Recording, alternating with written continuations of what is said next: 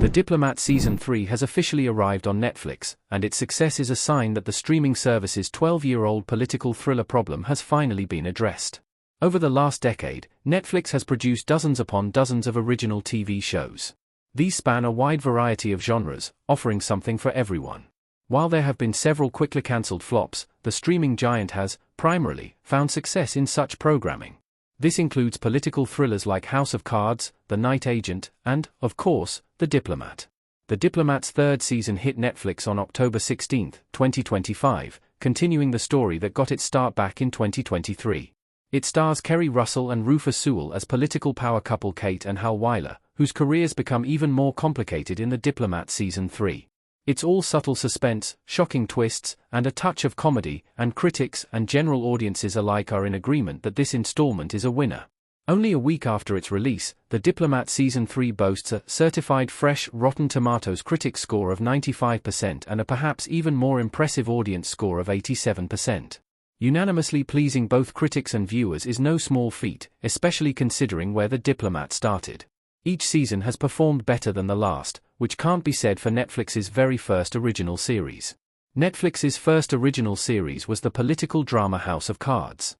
Back in the day, Netflix was a mail DVD rental service and eventually evolved into a streaming platform for a variety of movies and TV shows. It was unheard of, at that point, for a platform like Netflix to produce its own original series. However, Netflix dipped its toes into that market with its 2013 release, House of Cards.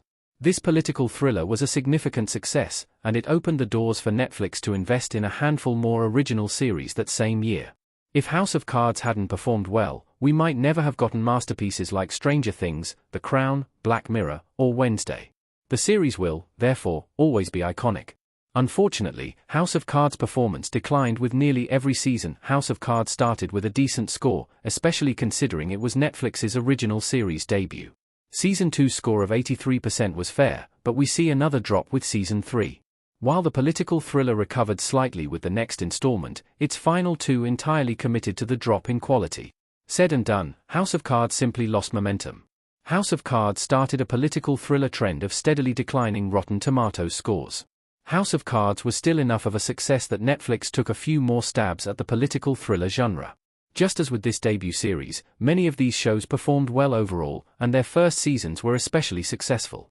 However, it has been a significant challenge to keep this up between installments. It's an unfortunate trend that Netflix political dramas struggle with the second, make-or-break season. The Recruit and The Night Agent are our prime examples here, especially in terms of audience scores. The former largely pleased general viewers, with 83% of them leaving favorable reviews. However, after The Recruit Season 2, this score dropped to 78%, and Netflix cancelled the series. The Night Agent scores saw an even more dramatic drop, with an initial audience score of 78% dropping to 38% in Season 2. It seemed that this was the curse of Netflix's political thrillers. We saw a shift toward limited series within the genre, and standalone stories seemed, overall, to perform better. However, The Diplomat has proven itself as the exception. Not only did Season 2 perform admirably, but Season 3 raised the bar even higher. Netflix's The Diplomat Season 3 finally managed to keep the momentum going. 12 years after House of Cards premiered as Netflix's first original series, The Diplomat Season 3 seems to have officially broken the political thriller curse. Not only are this season's scores certified fresh and predominantly positive between both critics and general audiences, but there is also overall improvement over the previous two installments. Critics have remained relatively consistent in their assessments of The Diplomat from one season to the next. Although Season 3 is currently a single percentage point lower than Season 2, it's evident that the majority of critics have given it favorable reviews. Interestingly, it appears that general audiences weren't quite on board with The Diplomat in the beginning, but their approval has only increased from season to season. This upward trend is fairly shocking, as it's typically general audiences who are the toughest to please. Critics gave positive reviews for both seasons of The Night Agent and The Recruit, but audiences gave devastating reviews for their sophomore seasons. The fact that their approval has grown so exponentially for The Diplomat Seasons 2 and 3 indicates that Netflix has finally found the winning formula. Why The Diplomat is the perfect political thriller. Shows like House of Cards, The Recruit, and The Night Agent all received similar complaints from viewers as their seasons went on. The stories grew weaker, which meant that the motivation and chemistry between the characters suddenly began to fall flat. Political thrillers are all about suspense, with a mix of thrilling strategy, scheming, and a real-feel environment. However, suspense for the sake of suspense will never keep audiences interested. The Diplomat has found a way to make its ongoing, long-term suspense feel genuine.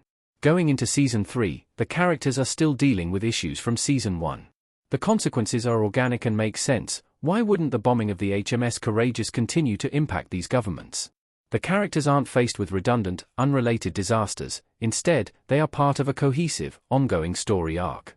Still, the factor that really makes the Diplomat stand out is the on-screen chemistry of these characters. Russell and Sewell are absolutely spectacular. This show hinges on the relationship between Kate and Hal, and this wouldn't have come across so well without these exceptional stars.